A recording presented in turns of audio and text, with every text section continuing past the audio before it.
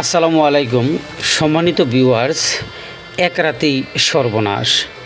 কেন্দুয়ার দুইটি গোয়ালঘর থেকে ৬টি গরু চুরি করে নিয়ে যায় এক চোরের দলে।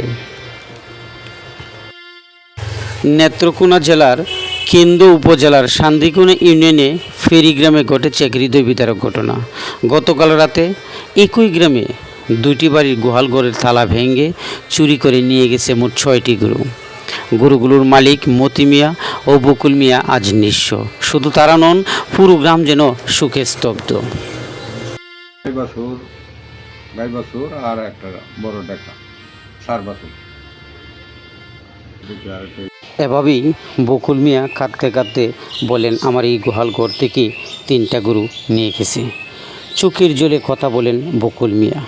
এই গরুগুলো শুধু পশু না, এই গরু আসিল আমার স্বপ্ন, ছেলেমেয়ের লেখাপড়া, সংসার, সব কিছু ভরসায় ছিল এইগুলো। এখন আমি একদম শেষ। বকুল মিয়া কাঁদতে কাঁদতে বলেন, গরু চুরি গেছে মানে শুধু সম্পদ না, যেন বুকের দন কেড়ে নিয়ে গেছে। কিভাবে চলুন এখন, সংসার কিভাবে চালাবো? আর একই গ্রামে মতি মিয়ার ঘর থেকে, মানে এই গোহাল থেকে আরও 3টি গরু চুরি করে নিয়ে যায় এই চোরের দলে। মানুষগুলোকে একবারে নিঃস্ব করে ফেলেছে। ওরা চলার পথ যেন এখন বন্ধ হয়ে যাচ্ছে।